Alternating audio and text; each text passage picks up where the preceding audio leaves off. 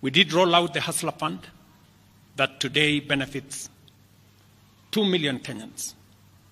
And we have 7 million Kenyans who had been denied access to financial services by credit reference bureaus.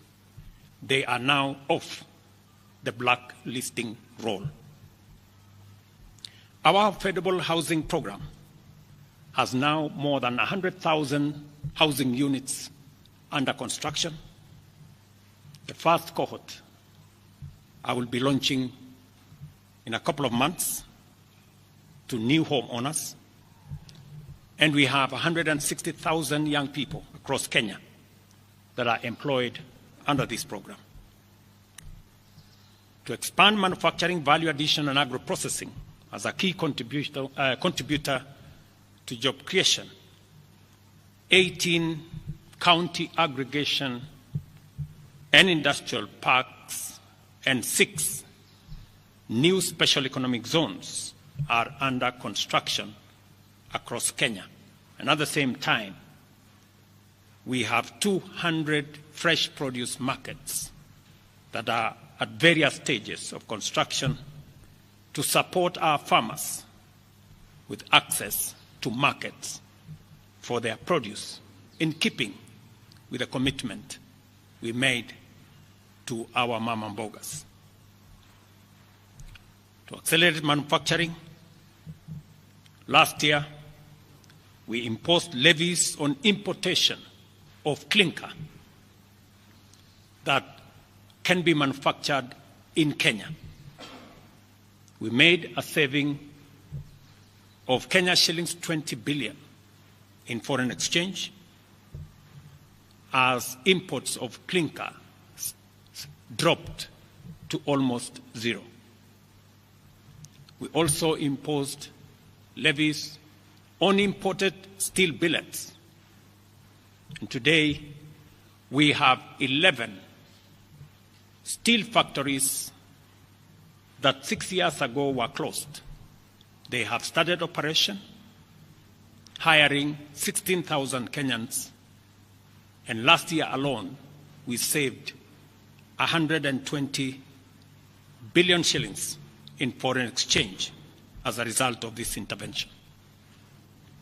Our digital transformation agenda is also on course with 17,000 government services online, while we have 274 digital hubs across Kenya with 152,000 students and digital workers in our TVETs and also in digital hubs in different parts, up and running and giving young people an income.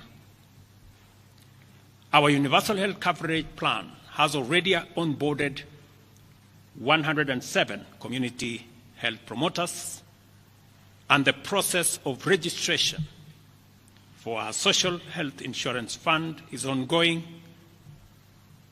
on its way to launch on the new date of 1st of October 2024 that will make it possible for every Kenyan to have a health insurance, and for those suffering from critical illnesses to have access to the critical illness fund, making it possible for every Kenyan to have access to treatment without the burden of having to fund it. On the measures I announced last week, barring state and public officers from engaging in harambes, I want to inform the country that the Public Fundraising Appeals Bill is now ready for publication tomorrow.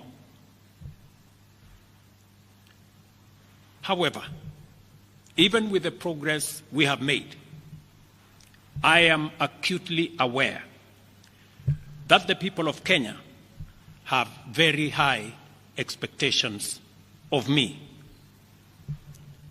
And they believe that this administration can undertake the most extensive transformation in our nation's history. Recent events that necessitated the withdrawal of the finance bill, which will require a review and reorganization of our budget and fiscal management, have brought us to an inflection point. Upon reflection, listening keenly to what the people of Kenya have said, and after a holistic appraisal of the performance of my cabinet and its achievements and challenges, I have today, in line with the powers given to me by Article 1521 and 1525B of the Constitution and Sections 12 of the Office of the Attorney General's Act, decided to dismiss with immediate effect all the Cabinet Secretaries and Attorney General of the Republic of Kenya, of the Cabinet of Kenya, except the Prime Cabinet Secretary and Cabinet Secretary for Cabinet Secretary for Foreign Affairs and Diaspora Affairs. And of course, the Office of the Deputy President is not affected in any way. I will immediately engage in extensive consultations across different sectors and political formations and other Kenyans, both in public and private, with the aim of setting up a broad-based government that will assist me in accelerating and expediting the necessary, urgent, and irreversible implementation of the program that we have, including other radical measures and programs to deal with the burden of debt, to explore raising domestic resources and revenues, expanding job opportunities,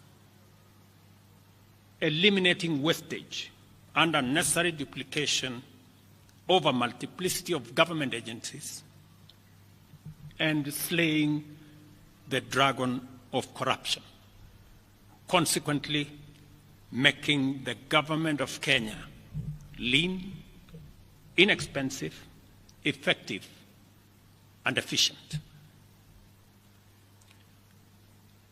During this process, the operations of government will continue uninterrupted under the guidance of principal secretaries and other relevant officials.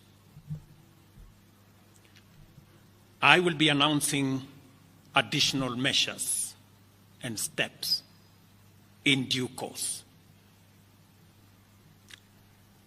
Thank you very much, and God bless our great country, Kenya. Asanteni sana.